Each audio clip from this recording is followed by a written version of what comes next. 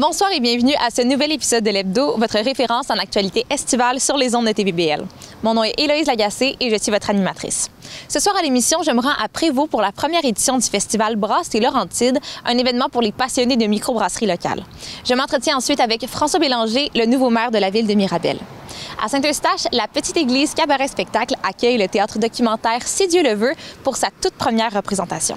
Je découvre ensuite les initiatives du PREL pour contrer le phénomène de la glissade de l'été. Et finalement, Alexis offre aux jeunes quelques conseils lecture pour la saison estivale. Bonne émission!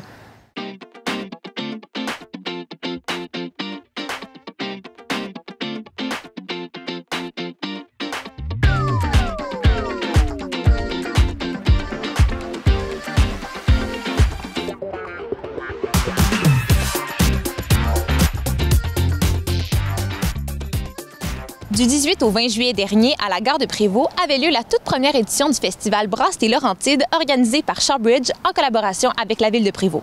Au programme, de la musique, des activités pour toute la famille, mais surtout 12 microbrasseries et producteurs locaux.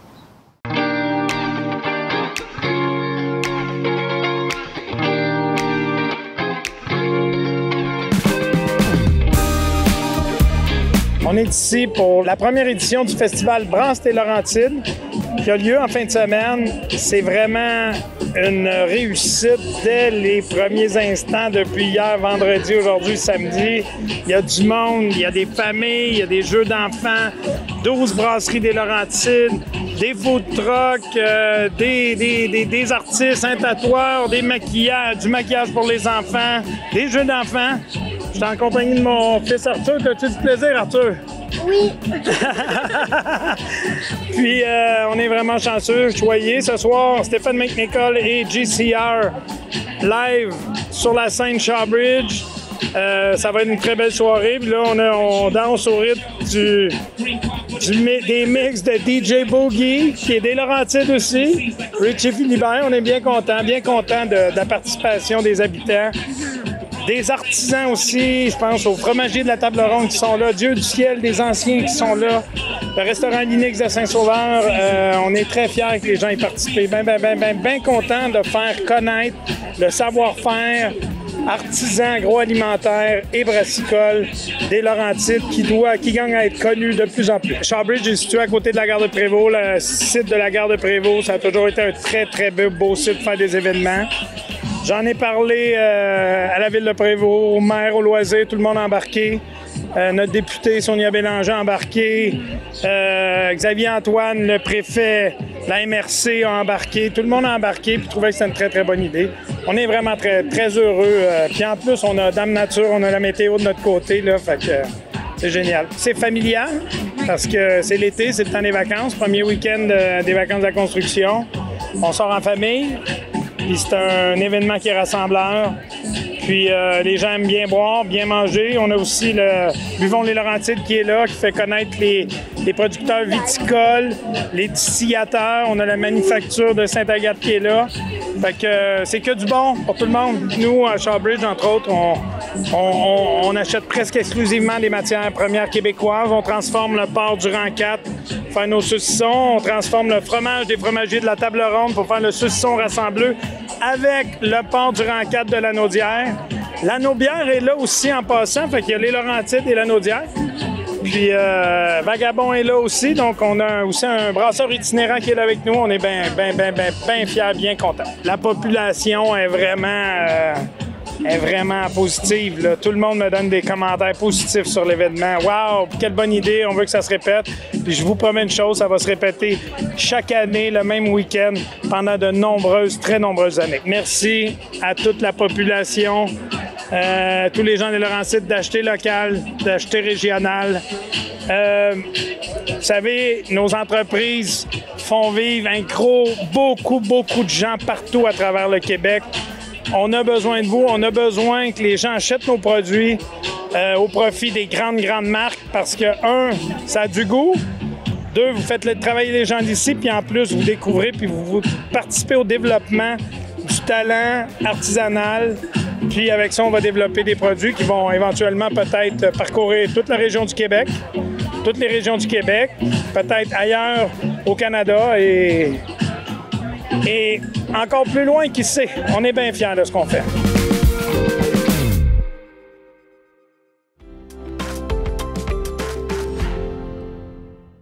Le 20 juillet dernier, des plongeurs de l'organisme américain Exploring with a Mission ont découvert 4 véhicules et des ossements humains dans la rivière des Mille-Îles à Deux-Montagnes. Un des véhicules trouvés, un Jeep Cherokee Chief beige et noir, aurait appartenu à Robert Saint-Louis, disparu en juin 1988. Les ossements humains ont été trouvés avec celui-ci. La régie de police du lac des Deux-Montagnes a affirmé dans un communiqué de presse qu'une expertise du véhicule et de son contenu sera réalisée une fois que celui-ci sera hors de l'eau pour confirmer les informations obtenues. François Bélanger, maire de la ville de Mirabel, a été élu à la suite du décès de M. Patrick Charbonneau, maire depuis 2021. Je m'entretiens avec M. Bélanger pour avoir son ressenti sur les dernières semaines et sur sa vision en tant que maire. Monsieur Bélanger, bonjour, merci beaucoup d'être là. Merci. Vous avez été élu maire de la ville de Mirabel tout récemment. Félicitations, malgré les circonstances qui entourent cette situation-là. Parlez-moi un peu du moment où tout s'est déroulé, en fait. Moi, je commençais à être maire suppléant à ce moment-là, le premier jour. Mon premier jour, c'était le 1er juillet. Et j'ai appris son décès. Rapidement, il a fallu que je devienne maire suppléant actif. Alors, c'était pas si évident que ça. C'était vraiment une semaine très difficile, la première semaine. Puis, écoute, ça fait quand même déjà 3 semaines. On a quand même travaillé sur les préparations des funérailles. Il y a eu un gros travail à ce moment-là avec toute l'équipe de toute la ville pour qu'on offre des funérailles dignes de M. Charbonneau, qui était pour nous un maire très, très, très apprécié. Et si vous êtes à l'aise d'en parler, en fait, quel a été votre sentiment, le sentiment qui vous habitait à ce moment-là quand vous l'avez appris? La surprise. C'était la surprise, le choc, puis de le partager avec toute l'équipe, parce que c'est vraiment... C'était de nous rassembler. C'était très difficile. C'est sûr qu'on n'y croyait pas. Parce que Patrick, 46 ans, c'est trop jeune. On passe à d'autres personnes à qui ça pourrait arriver, dont moi, qui est un peu plus âgé. Mais jamais on pense qu'un jeune maire de 46 ans puisse décéder comme ça. C'était vraiment un choc à ce niveau-là. Et là, justement, il y a eu les préparatifs pour les funérailles. Il y a eu les funérailles la semaine dernière. Comment ça s'est passé? Comment vous avez trouvé ça? Bien, c'était des funérailles officielles. La famille a bien voulu, justement, partager avec la ville la funéraille. Alors, c'était vraiment un très, très bon travail. La ville a travaillé très fort là-dessus. On a réservé le centre culturel. On a adapté la grande salle pour recevoir toute la population, les dignitaires. C'était vraiment... une réussite qui ont été faits. Puis je tiens à remercier les services de la ville parce qu'ils ont fait vraiment un très, très, très bon travail. Puis ça nous a permis, je pense, à nous, les élus, possiblement la famille aussi, de recevoir, en fin de compte, toute la gratitude que les gens avaient pour M. Charbonneau. Puis ça nous a fait du bien, ça nous a renforcé. Puis je pense qu'on va pouvoir continuer dans le futur plus facilement, comme ça. Et malgré que ce soit soudain, comment vous vous sentez par rapport au fait d'être maire maintenant? Qu'est-ce que ça représente pour vous? Moi, ce n'était pas un objectif dans ma vie. Okay. Moi, je terminais mon mandat comme conseiller. Je ne me représentais pas le 2 novembre prochain. Alors, c'est sûr que pour moi, c'est un honneur de pouvoir terminer mon mandat comme maire. Puis aussi en même temps un devoir de poursuivre sa vision, puis d'être un maire de transition pour la future génération, la future équipe qui va se présenter le 2 novembre prochain. Et vous avez mentionné de poursuivre les dossiers. Selon vous, quels sont les dossiers actuels qui méritent le plus d'attention? Bien, écoutez, il y a des dossiers qui sont à long terme. Ces dossiers-là, je vais essayer de les faire avancer pour que la future équipe puisse les continuer. Mais il y a des dossiers qui sont plus court terme. Peut-être on pourrait les nommer ceux-là parce que je crois qu'on peut réaliser dans les 3 mois qui restent leur réalisation. Il y a une voie de contournement à Saint-Augustin qui est presque terminée, qu'il faudrait bien inaugurer d'ici le mois d'août, septembre, en tout cas bientôt. Qu'est-ce qu'il y a d'autre? Il y a une école qui s'en vient aussi à Saint-Canute, parce que on a quand même l'autorisation du ministère de l'Éducation par rapport à ça. Alors, on travaille sur ce projet-là aussi pour l'école. Et on a la zone Todd à Saint-Janvier. On a beaucoup de promoteurs qui nous avec des projets. Il y a quand même quelques projets qui vont naître d'ici novembre. On va pouvoir travailler sur ces projets-là. Fait que c'est des beaux projets. Super. Et comme vous avez mentionné, c'est ça, vous ne souhaitez pas vous représenter, c'est bien ça? C'est clair, oui. Ça fait déjà 2 ans que j'en parle, puis que je convainc ma conjointe de prendre sa retraite. Bon, j'ai 64 ans, peut-être ça ne paraît pas toujours, mais c'est un peu à notre tour, des fois, de prendre un petit recul. Alors que moi, j'ai convaincu ma conjointe de prendre sa retraite depuis quelques mois. Alors, je me vois mal continuer. Fait que c'est ça. Pour moi, c'était clair. Puis, c'était peut-être plus facile pour mon conseil de me nommer, justement, sachant qu'ils avaient besoin de se reconstruire parce qu'ils venaient de perdre leur leader, de me laisser un peu la gestion de la ville comme maire et eux de se reconstruire pour bâtir une future équipe qui va faire un bon travail. Et qu'est-ce que vous souhaitez pour le 2 novembre prochain? Bien, je souhaite que mes collègues qui sont présentement élus, qui partagent la vision de M. Charbonneau, soient réélus, évidemment. Et que l'équipe qui va être formée ait cette même vision. Quel legs vous souhaitez passer aux prochains maires, mais aussi aux prochains conseils municipaux et à la ville? Un legs, 3 mois, c'est court pour avoir un legs, mais je pense que mon legs est plus de mes 20 ans comme conseiller municipal. Je pense que je leur ai donné à mes collègues une certaine sagesse, parce que j'essaie de travailler cet élément-là dans notre conseil. Je suis une personne qui est très sensible au niveau des finances publiques. Pour moi, c'est important. Alors, j'ai pu leur donner ces réflexes-là. Je vais avoir acquis quelque chose pour ma ville. Et évidemment que M. Charbonneau a un legs aussi. Est-ce que c'est quelque chose que vous souhaitez aussi, le passer, son legs?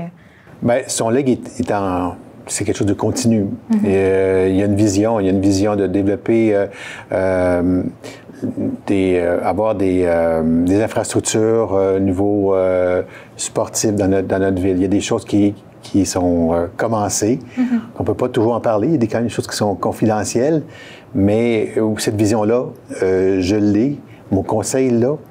Et je crois que c'est des projets qui vont venir dans les prochaines années qui vont être vraiment intéressants. Mirabel était vraiment une ville en croissance. On est quand même la 2e ville au niveau de la population des Laurentides, la 2e ville après Saint-Jérôme. Et notre ville est vraiment là, dans un air d'aller et nous allons continuer. Super. Bien, merci énormément d'être là, M. Bélanger. Merci. Et au plaisir de voir ce qui vous réserve. Merci.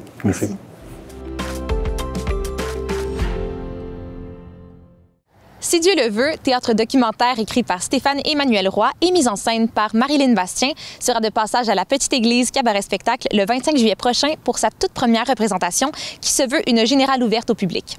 Cette œuvre, abordant la relation entre la lutte et la religion au Québec dans les années 50 à 80, sera en tournée à travers le Québec dès 2026.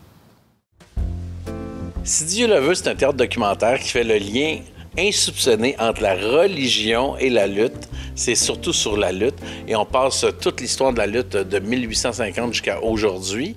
Et on réalise que la lutte est souvent liée à la religion catholique et aussi au développement de la société et de la culture québécoise. L'idée du théâtre documentaire sur la lutte est née lorsqu'un de mes amis, Mike et Benoît, m'ont demandé si j'étais intéressé par ce sujet-là. Et là, j'ai retrouvé dans mes souvenirs un souvenir d'enfance il y a longtemps de moi et ma grand-mère qui écoutait la lutte passionnément, qui venait comme folle devant la lutte. Puis je comprenais pas trop pourquoi, mais moi aussi j'aimais un peu la lutte, mais pas autant que ma grand-mère. Et je suis parti de ça, je me suis mis à me demander pourquoi les Québécois aimaient tant ça, la lutte. Pourquoi ils croyaient tant que ça à la lutte, puis ça a fait un lien insoupçonné avec la religion, comme je disais, et ça dresse aussi un portrait social du Québec des années 20 jusqu'à 80, mais particulièrement du 50 et 80, et des référendums. On passe à travers tout, là. On se rend compte que c'est un spectacle c'est un prétexte. La lutte, c'est un prétexte pour parler de nous, c'est un prétexte pour parler de notre société. Puis je pense que même si les gens d'emblée aiment pas la lutte, ils vont se reconnaître dans toutes toute l'histoire du Québec. Moi, je sais pas, Stéphane, pour toi, mais moi, j'ai parlé à mes amis, puis dès que j'ai dit que je faisais un show sur la lutte, tout le monde avait des anecdotes reliées à ça. Oui, tout le monde se souvenait d'un souvenir avec leurs parents ou quand ils étaient jeunes avec des amis. Tu sais, la lutte dans les années 80, c'était vraiment important. Puis c'est bizarre parce que cette passion-là a fini en même temps que l'Église un peu. Tu sais, à la fin des années 80, l'Église a perdu beaucoup de ses plumes. Et la lutte aussi, comme en même temps. Puis c'est ça m'intriguait. Y a-t-il un lien à faire entre les deux? Puis je parle un peu de ça dans la pièce aussi. Ma vision, c'était vraiment de ramener ça le plus près de ce qui était pour toucher les gens. Donc, je voulais d'abord et avant tout toucher les gens, aller les chercher dans leurs souvenirs, puis de rendre hommage à ceux qu'on a trop vite oubliés, je pense, au Québec. Justement, comme Stéphane le disait tout à l'heure, la lutte, c'était quasiment plus important que le hockey, là. Donc, on a un devoir de mémoire. Donc, c'est un petit peu ça mon but. C'est une belle réflexion sur croire ou pas croire. Qu'est-ce qu'on accepte? Qu'est-ce qu'on laisse aller? Qu'est-ce qu'on décide de prendre pour acquis? Où est-ce qu'on doute? Où est-ce qu'on doute pas? Fait que c'est super trippant pour ça. Puis ça passe à travers le cœur du narrateur. Parce que nous, techniquement, on est comme deux fantômes. On est dans sa tête. Je reviens souvent à ça dans ma carrière, les femmes fortes de l'Évangile qui ont bâti le Québec. Puis cette grand-mère-là, c'est ça. C'est ces espèces de femmes-là qui tenaient le fort quand les maris étaient partis, puis qui ont élevé leurs enfants tout seuls. Puis elle dit à un moment donné, croire aveuglément, c'est ça la foi. Puis je pense qu'elles avaient besoin de ça pour être capables de juste passer à travers la dureté de la vie à cette époque-là. Puis ça, je trouve ça formidable. C'est de rendre hommage à toutes nos grand-mères. C'est ça. Puis ça me plaît beaucoup, beaucoup. Elle se donne la permission d'aller en enfer quand elle écoute la lutte puis qu'elle devient enragée noire. Cette espèce de côté-là de je décharge toute cette pression-là. Moi, c'est pour ça que je trouve ça le fun. Puis mon Dieu, qu'il faut que tu te tiennes droite. Puis mon Dieu, qu'on regarde donc qu'est-ce que l'autre va dire puis qu'est-ce que l'autre va penser puis qu'est-ce que... Puis tout à coup, là, tout seul en avant de sa télé, dans son salon, c'était... Il n'y a plus rien de ça qui existe. Tout ça tombe. Puis je pense que c'est un exutoire qui est formidable pour les femmes comme ça. Puis même les hommes de cette époque-là avaient besoin de cet exutoire-là. C'est rare qu'on montre ça parce qu'on veut pas voir ça. On veut les voir encore toutes belles, toutes cute, toutes gentilles, toutes... Maintenant, ça prend un exutoire. Puis dans ce show-là, c'est là l'exutoire à travers la lutte. Le prêtre, c'est comme tout le dogme religieux, je dirais même un peu suranné du Québec, tu sais, où... on re-questionnait pas, on acceptait, puis parce qu'on acceptait, bien, eux décidaient, puis ils imposaient. Lui-même, tu sens le doute s'installer. Peut-être grâce à la boisson, mais tu sens le doute s'installer chez lui. Puis ça, j'aime bien ça, parce que, comme je disais tantôt, j'aime le doute. Puis ce curé-là va essayer de maintenir jusqu'au bout, à travers même des citations, des passages des livres sacrés, tout ça, tu sais. Aujourd'hui, je pense que le regain de la lutte est une réponse à l'anxiété qu'on a socialement. Il y a un désir de vouloir aller ça revient. Crier l'absurdité de la vie à travers tous ces personnages qui jouent le jeu, là. C'est un show, je pense, qui parle à plusieurs générations. Fait que j'ai hâte de voir qui sera dans ces salles-là. À qui ça parlera, ce genre de show-là. J'ai hâte de voir ça. Il sera possible d'assister à Si Dieu le veut le 2 août prochain à la salle André-Mathieu avant le début de sa tournée. Noémie Beauchamp, boisbrianaise de 17 ans, a remporté la première place à la grande finale mondiale du concours d'art oratoire d'Optimist International le 18 juillet dernier. Cette victoire lui vaut une bourse d'études de 15 000 $ pour un total de 22 500 $ qu'elle aura remporté grâce à ce concours. Son discours gagnant était sur le thème « Comment l'optimisme m'a-t-il guidé dans les moments difficiles ?» Connaissez-vous l'enjeu de la glissade de l'été? Eh bien, Valérie Pichot, directrice générale des partenaires pour la réussite éducative dans les Laurentides, nous explique en quoi cela consiste. Et non, ça n'inclut pas des vraies glissades. La mission du PREL, c'est de collaborer et de contribuer à la réussite éducative dans les Laurentides. Et quand je parle de réussite éducative, je pense que c'est un concept qui est assez large, qui va beaucoup plus loin que la persévérance scolaire. C'est-à-dire qu'on contribue à faire que tous les jeunes puissent développer leur plein potentiel pour arriver à s'épanouir plus tard dans la vie et devenir des bons citoyens. Effectivement, la glissade de l'été, c'est un concept qui est bien connu maintenant, qui correspond malheureusement à la perte des acquis scolaires. C'est-à-dire qu'un enfant qui n'est pas stimulé durant l'été va perdre entre 1, 2, ça peut aller jusqu'à 3 mois des acquis scolaire de l'année. Donc c'est assez énorme. Et puis il y a des études qui démontrent que les enfants qui sont issus des milieux défavorisés parce que moins stimulés, c'est eux qui vont perdre le plus. Ils vont accumuler du retard. Donc ils vont commencer l'année avec un handicap supplémentaire par rapport aux autres.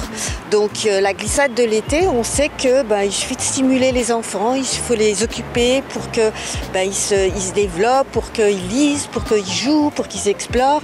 Tout ça, ça fait partie de l'éducation. Et l'éducation, c'est pas uniquement répéter une leçon, c'est juste se développer sa curiosité, développer ses connaissances. Le PREL investit une certaine somme d'argent pour aider les initiatives locales, des camps de vacances et d'autres organismes communautaires qui organisent des activités justement pour lutter contre cette glissade de l'été.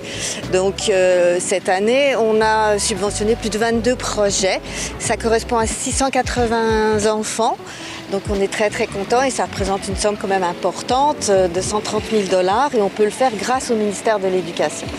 Et dans les d'autres initiatives qu'on organise, c'est par exemple d'offrir aux membres du PREL ce qu'on appelle le bus du bonheur, qui est en fait l'opportunité pour des enfants d'avoir une histoire qui leur est lue et ensuite de découvrir des livres, de toucher des livres, de les lire, éventuellement soit seul, soit avec l'animatrice. C'est une animation qui dure 1h30 et qui donne énormément d'étoiles dans les yeux des enfants. C'est assez magique. Je suis une ancienne prof, fait que j'ai été longtemps avec les enfants à l'école. Puis mon sujet de maîtrise, c'était l'enseignement en plein air. Fait que tout ça a été dans ma tête, cheminé. Puis dans un colloque, le colloque Apprendre à ciel ouvert, j'ai vu une petite caravane, ça s'appelle la caravane littéraire. C'est Catherine Lapointe, une prof de Québec, qui, elle, prend ses livres pendant l'été, puis elle met ça dans son Westphalia, puis elle part dans les différentes villes, puis tout ça. Fait que quand j'ai vu ça, je me suis assise dans son Westphalia, puis j'ai dit « Oh mon Dieu, c'est ça que j'ai le goût de faire. » Puis là, tranquillement, l'idée est arrivée. Je me suis dit, un bus avec le monde scolaire, ça me représentait bien comme ancienne prof. Fait que c'est de là que l'idée est partie de partir le bus du bonheur parce que j'avais envie de faire ça en plein air avec les jeunes, de pouvoir être dehors, jumeler la nature puis la lecture ensemble. Quand je mets des places, je m'installe tout le temps en plein air. Fait que, comme on a pu voir, là, j'installe des tapis, des coussins, plein de livres à l'extérieur. Puis, je raconte tout le temps une histoire aux enfants pour animer un petit peu plus les histoires. Puis après, les enfants ont la possibilité d'aller dans le bus pour lire, trouver un livre qui les intéresse, lire en plein air. Puis, c'est comme ça que ça se passe là, pour les activités. C'est vraiment le plaisir de lire, moi, qui est à la base, parce que j'ai vu beaucoup de lectures pour être évaluée, lecture pour voir si tu as compris, mais lecture pour le plaisir, c'est tellement important, puis c'est à la base de tout dans le milieu scolaire, la lecture, puis dans notre vie d'adulte aussi. Puis c'est vraiment à la base de la réussite. Fait que pour moi, ce qui est important, c'est vraiment de valoriser le plaisir de lire, de trouver un livre qui t'intéresse. Moi, c'est mon bonbon quand je vois les jeunes émerveillés, d'apporter de la magie autour de la lecture, puis de pouvoir les aider aussi à savoir qu'est-ce qu'ils aiment lire, c'est quoi leurs intérêts, les conseiller. Hier, il y a une petite fille, là, tout le long de l'activité, elle a trouvé une BD, j'y ai conseillé, puis elle dit « Mon Dieu, madame, c'est vraiment trop bon. » Elle dit « Je veux le terminer. » Puis là, j'ai écrit le titre de la BD sur sa main parce qu'elle voulait absolument la terminer. Fait que moi, quand je vois ça, c'est ça que je veux voir, c'est ça que je trouve merveilleux. Souvent, on passe notre mois de septembre à retravailler les acquis de l'année antérieure pour pouvoir partir sur des bonnes bases. Fait que d'avoir la chance de faire la tournée avec le PREL l'été, pour moi, c'est magique parce que je sais l'impact concret que ça a chez les jeunes, puis qui vont pouvoir repartir leur année scolaire bien équipés avec leur sac à dos, bien remplis de toutes leurs connaissances. Plus une activité est pratiquée régulièrement, plus elle va avoir d'impact. C'est clair que si un jeune va assister juste une fois à une activité de lecture durant tout son été, on peut malheureusement penser qu'il va perdre beaucoup de ses acquis. En revanche, si à la maison, après, les parents essaient de faire un peu une activité ludique de lecture, ça peut participer. C'est ça, en fait, la stimulation. C'est de ne pas rester passif, c'est de faire marcher un peu sa tête tout en s'amusant. D'abord, je voudrais remercier tous les organismes communautaires qui travaillent fort pour aider les enfants des familles plus vulnérables et puis aussi de remercier ceux qui ont réussi à organiser à la fois le bus du bonheur, à la fois une page, à la fois l'été et puis le camp Oméga.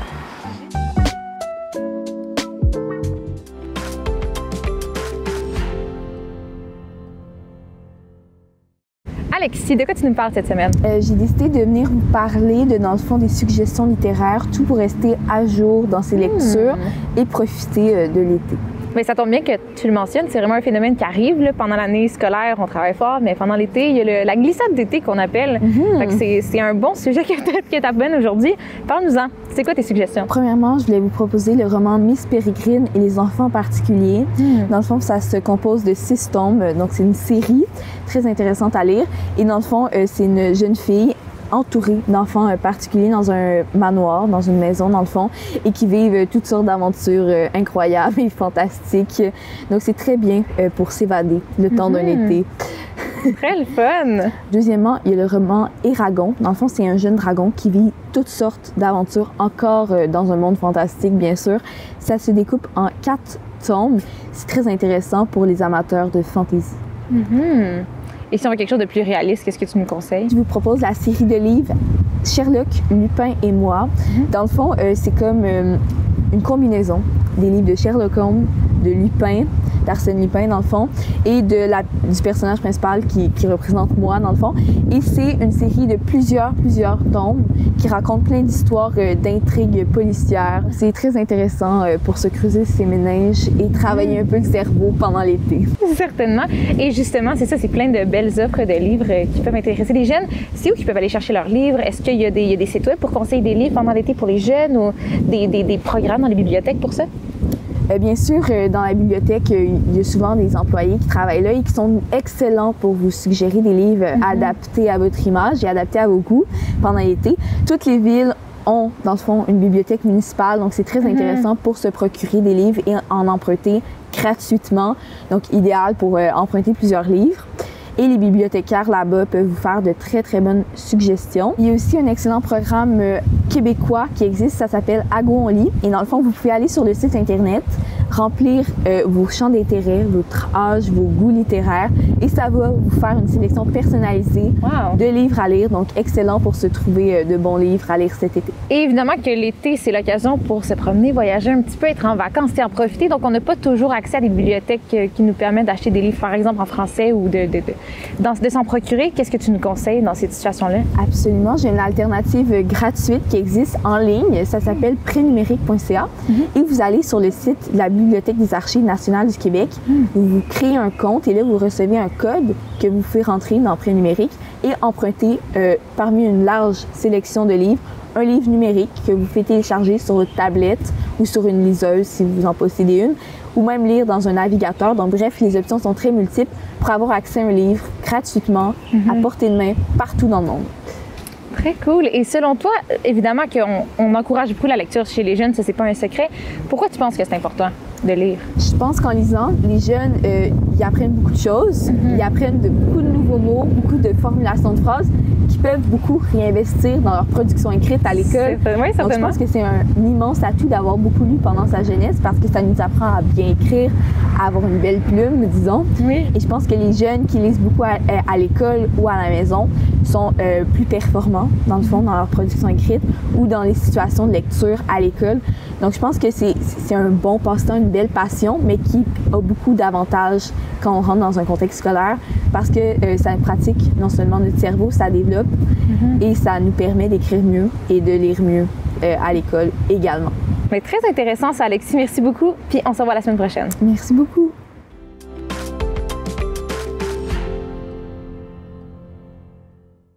Et voilà, c'est ce qui conclut cet épisode de l'Hebdo. Merci beaucoup d'avoir été des nôtres. Rendez-vous le 30 juillet prochain, 19h, pour encore plus d'actualités estivales des Basses-Laurentides. À la semaine prochaine.